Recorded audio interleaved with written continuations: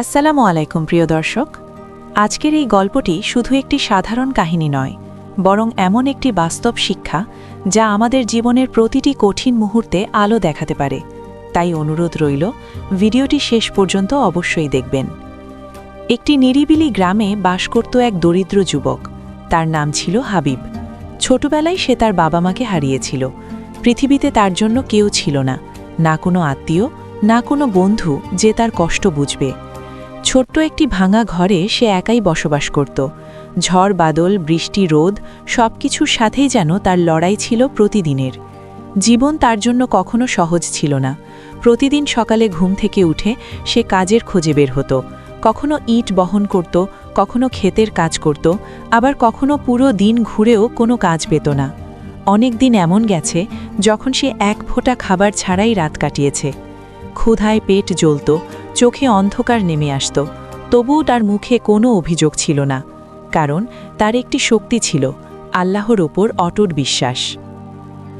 সত্যের আলো চ্যানেলের মূল লক্ষ্য হল মানুষকে সত্যের পথে আহ্বান করা এবং প্রতিটি গল্পের মাধ্যমে জীবনের অর্থ নতুন করে ভাবতে শেখানো। তাই আমাদের চ্যানেলটি সাবস্ক্রাইব করুন এবং অন্যদের সাথে শেয়ার করুন। কে জানে, আপনার একটি শেয়ারই কারো হেদায়েতের কারণ হতে পারে। প্রতিদিন ফজরের নামাজ শেষে হাবিব দুই হাত তুলে দোয়া করত, হে আল্লাহ, তুমি তো সব জানো, তুমি আমার অন্তরের কষ্ট জানো। আমি দুর্বল, আমি অসহায়, কিন্তু আমি তোমার উপরই ভরসা করি।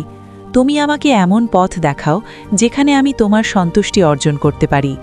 তার চোখ দিয়ে অশ্রু গড়িয়ে পড়ত, কিন্তু সেই অশ্রুর মধ্যে ছিল এক অদ্ভুত শান্তি, কারণ সে জানত আল্লাহ তার দোয়া অবশ্যই শুনছেন।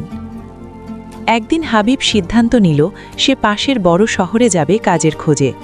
ভোরবেলা রওনা দিল, দীর্ঘ পথ হেঁটে শহরে পৌঁছল।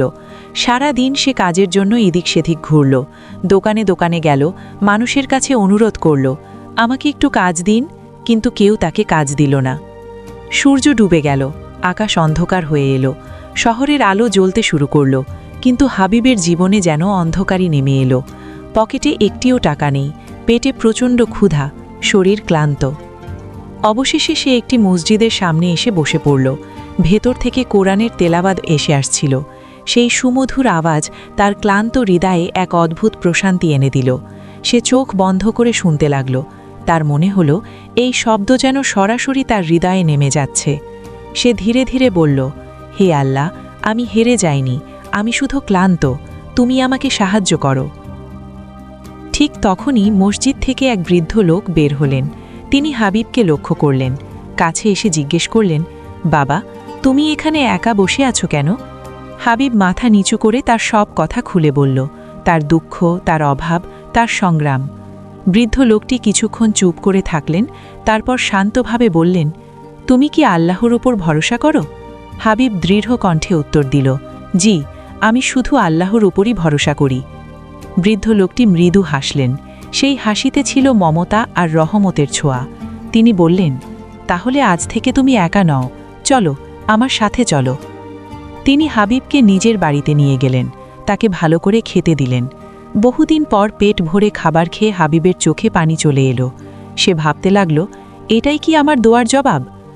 পরদিন সকালে বৃদ্ধ লোকটি বললেন, আমার একটি ছোট দোকান আছে, তুমি চাইলে সেখানে কাজ করতে পারো। এই কথা শুনে হাবিব যেন বিশ্বাসই করতে পারছিল না। তার চোখে পানি এসে গেল। সে বুঝতে পারল আল্লাহ তার দোয়া কবুল করেছেন, এমনভাবে যা সে কখনো কল্পনাও করেনি। দিন যেতে লাগল। হাবিব খুব মনোযোগ দিয়ে কাজ করতে লাগল।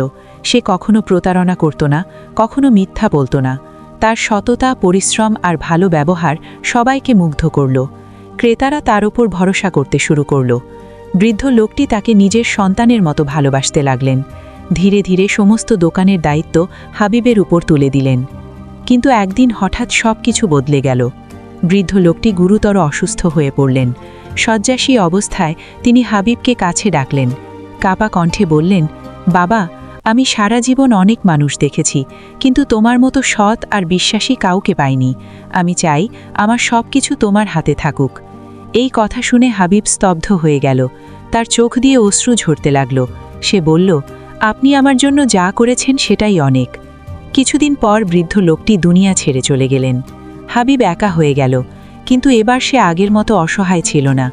সে আকাশের দিকে তাকিয়ে কাঁদতে কাঁদতে বলল, হে আল্লাহ, তুমি কত মহান!